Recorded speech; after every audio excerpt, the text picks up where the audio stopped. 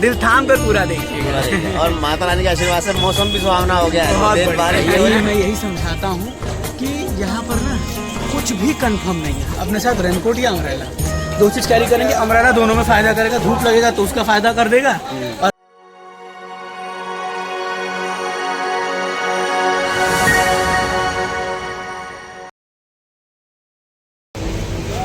माता वैष्णो देवी के सभी लाडले भक्तों को जय माता।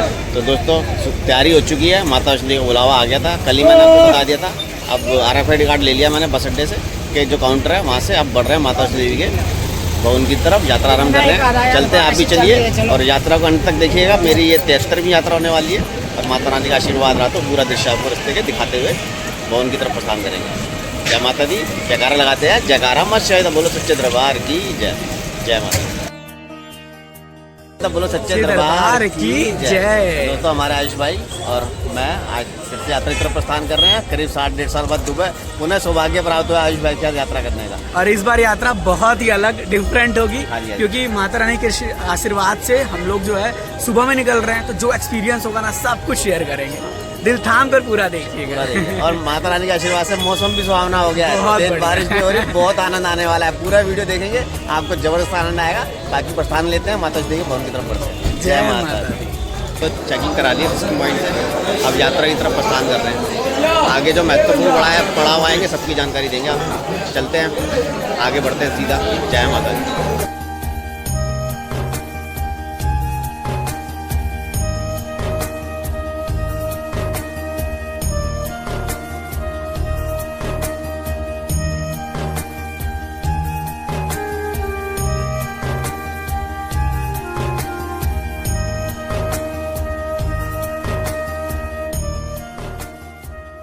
तो दोस्तों हम पहुंच चुके हैं बाणगंगा बाथिंग घाट पे। आप देख लीजिए माता वैष्णो देवी ने यहाँ बाण चलाकर हनुमान जी को प्यास बनाई थी, तो बाण चला के गंगा जी को प्रकट किया था। इस वजह से इस जगह को बाणगंगा के नाम से जाना जाता है।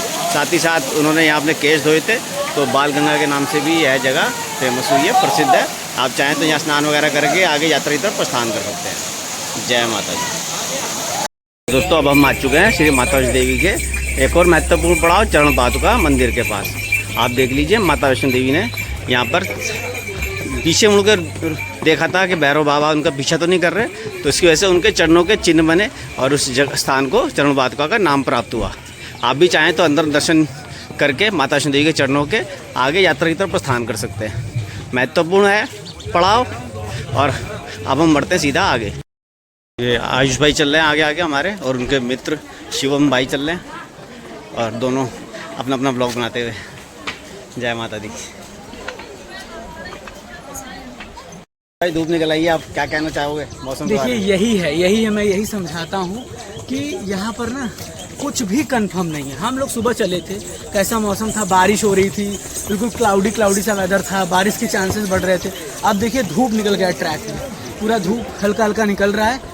देखिए जब भी आइए बस सेफ्टी मेजर, एक गर्म कपड़ा नॉर्मल सा, अगर गर्मी के टाइम आ रहे हैं तो नॉर्मल कोई भी हुडीज़ वगैरह छोटा सा रख लीजिए, और एक अपने साथ रेनकोट या अम्ब्रेला, दो चीज़ कैरी करेंगे। अम्ब्रेला दोनों में फ़ायदा करेगा, धूप लगेगा तो उसका फ़ायदा कर देगा, और अगर बारिश होगी तो उसका फ़ायदा कर देगा। तो दो चीज़ अपने साथ रखिए हमेशा, मेडिसिन और ORS की पाउडर्स, ये लेके आइए। कोई दिक्कत नहीं, कोई टेंशन ही नहीं, चाहे जैसा वेदर हो, है ना। जय माता दी। जय माता की। दोस्तों तो हम पहुंच चुके हैं उस पॉइंट पे जहाँ से दो रास्ते करते हैं। एक रास्ता लेफ्ट हैंड पे आप जा रहे हो, वाया हिमकोटी मार्ग आप सीधा भवन की तरफ पहुंचोगे, और ये जो राइट हैंड पे जा रहा है रास्ता ऊपर, ये जाएगा सीधा अर्धकुंवारी मंदिर परिसर में। फिलहाल मैं बढ़ूँगा यहाँ से अर्धकुंवारी मंदिर परिसर की तरफ। हिमकोटी मार्ग से 5.5 किलोमीटर की दूरी है भवन की, और हाथीमत्थे से अगर आप यात्रा करते हो तो लगभग 6.5 किलोमीटर आपको चलना पड़ेगा। चलते हैं ऊपर अर्धकुंवारी मंदिर परिसर की तरफ। जय माता दी। माता की। दोस्तों श्री माता वैष्णो देवी के अर्धकुंवारी मंदिर परिसर पे मैं पहुंच चुका हूं अपनी 73 यात्रा के दौरान, और आप देख लीजिए कुछ इस तरह का नज़ारा, इस तरह का दृश्य। अर्धकुंवारी मंदिर परिसर की मान्यता है, यहाँ माँ वैष्णो देवी ने भैरव बाबा से छुपते हुए 9 माह तपस्या करी थी, तो इस वजह से जो यहाँ पे गुफा है उसे गर्भजून गुफा के नाम से जाना जाता है। और महत्वपूर्ण पड़ाव है, आप चाहें तो अपना पर्ची कटाकर यहाँ पे वेटिंग में अपने ग्रुप का इंतजार कर सकते हैं बारी का, और नहीं तो आप जाके मंदिर में ही दर्शन कर सकते हैं, और दर्शन करने के बाद सीधा भवन की तरफ प्रस्थान कर सकते हैं। देख लीजिए दृश्य। अब फिलहाल हम भी यहाँ से बढ़ेंगे अर्धकुंवारी मंदिर परिसर के, मैंने आपको दृश्य दिखा दिए। अब यहाँ से हम प्रस्थान लेते हैं सीधा गुफा से होते हुए माता वैष्णो देवी के हिमकोटी मार्ग से होते हुए भवन की तरफ प्रस्थान करते हैं। जय माता दी। तो दोस्तों अब बढ़ते हैं सीधा भवन की तरफ, सुरंग से होते हुए हिमकोटी मार्ग पे पहुंच जाएंगे। जय माता दी।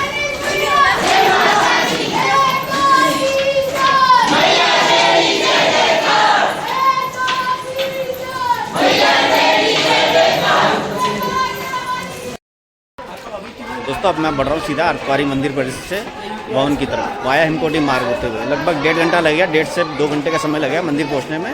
और आपको थोड़ा दृश्य दिखाता हूँ मैं, कुछ इस तरह का नज़ारा, इस तरह का दृश्य है। खाली खाली सा पड़ा हुआ है, लेकिन आगे हमारे अच्छी खासी भीड़ जाते हुए दिख रही है। चलते हैं आगे माता के भवन की तरफ और जो भी जानकारी होंगी आपको बीच में देते रहेंगे। जय माता दी। पहुँच चुके हैं हिमकोटी मार्ग के नज़दीक, जहाँ से स्टार्ट होता है हिमकोटी मार्ग।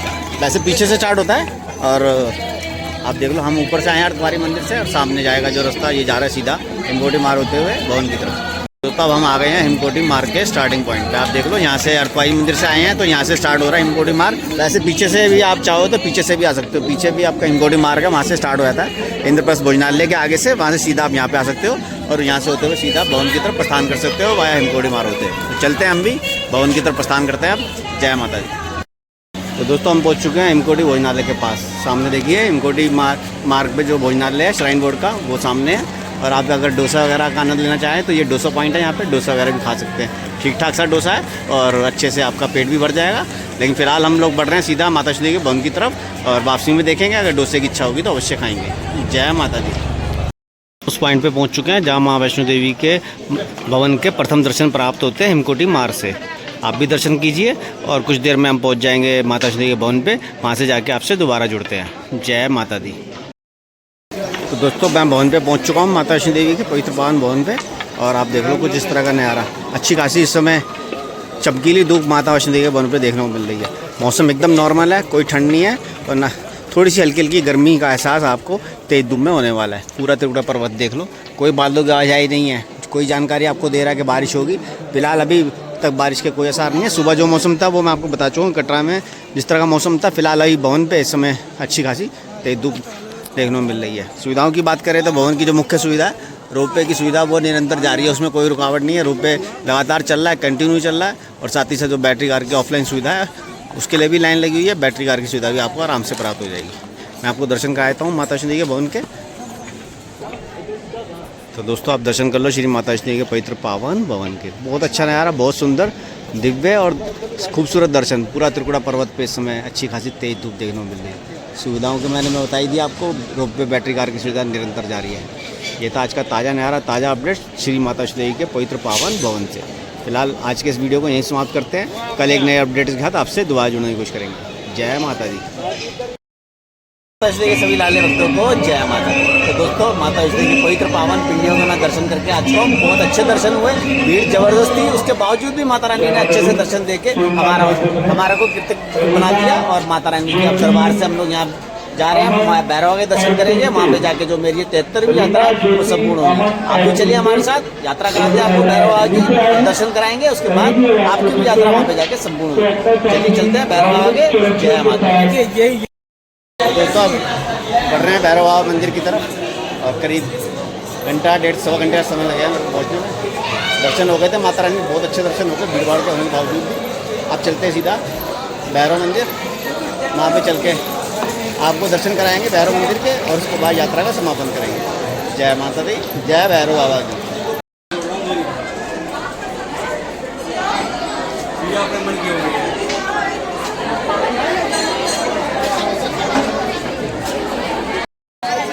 माता श्री सभी लाले भक्तों को जय माता दी। तो दोस्तों मैं मौजूद श्री माता श्री भैरव घाटी मंदिर के सामने, आप देख लो।